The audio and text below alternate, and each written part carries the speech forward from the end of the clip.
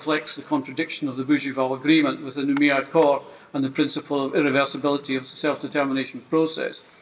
Finally, there is a dubious plan of the French state to implement the draft Bougival Agreement in spite of the absence of consent of the Kanak representatives, in open violation of Resolutions 1514, 1541 and the Nouméa Accord. And here we are further reminded that colonialism is force.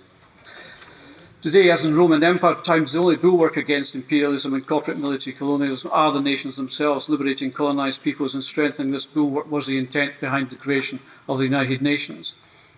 In recent decades, the reality is that the United Nations has been diverted on numerous other matters. We urge the Fourth Committee to prioritise the inscription of all metropolitised colonised territories on the UK list of NSGTs. Doy las gracias al peticionario. Invito al señor Ioannis Anari a dirigirse a la comisión. Distinguished Chairperson of the UN Fourth Committee, I'm Ioannis Anari from West Papua. We join a statement together with New Caledonia. We understand present this petition to the United Nations Fourth Committee concerning the continuing failure of decolonization in New Caledonia and West New Guinea or West Papua. These cases remain as recordar a todos los oradores la necesidad de abstenerse de discutir territorios que no sean los 17 que figuran en el programa de la Comisión. Tiene usted la palabra por 2 minutos 26 segundos.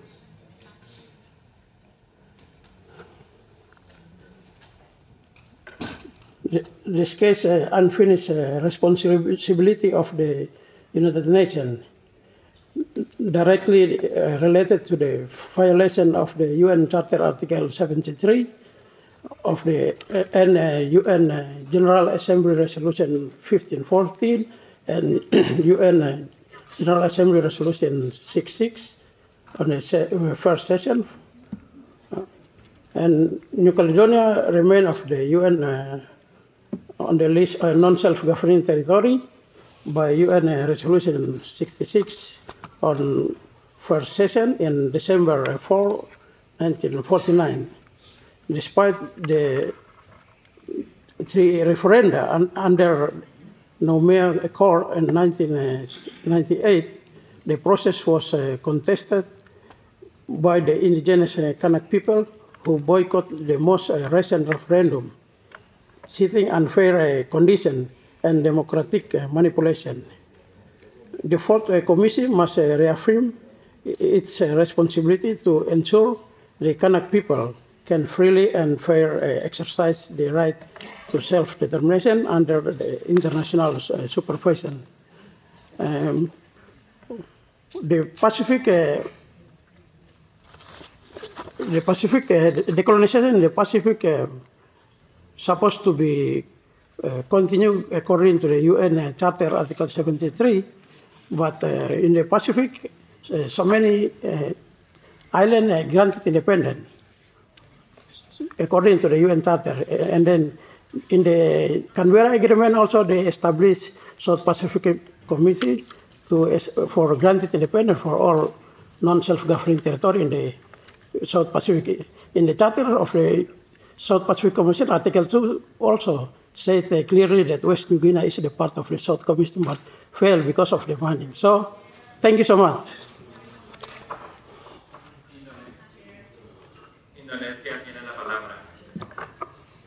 Thank you, Mr. Chair. I would like to make a point of order because the petitioner is speaking on matters that fall entirely outside the scope of today's agenda item and obviously beyond the context of the 17 non-self-governing territories under consideration by this committee. The issue raised are in fact against the principles enshrined in the Charter of the UN, particularly those concerning the sovereignty of member states, and in this case, my country, Indonesia. I would like to emphasize that the 6 provinces of Papua are an integral part of Indonesia. This fact is final and irreversible. And the UN has recognized Indonesia's sovereignty over Papua with the adoption of GA Resolution 2504. the statement by the petitioner constitutes a false and misleading narrative. It seeks to distort historical facts and undermine the territorial integrity and sovereignty of Indonesia. And therefore, Mr. Chair, my delegation requests that the Fourth Committee disregard the statement by this petitioner and that his statement to be omitted from the official record of this meeting. I thank you, Mr. Chair.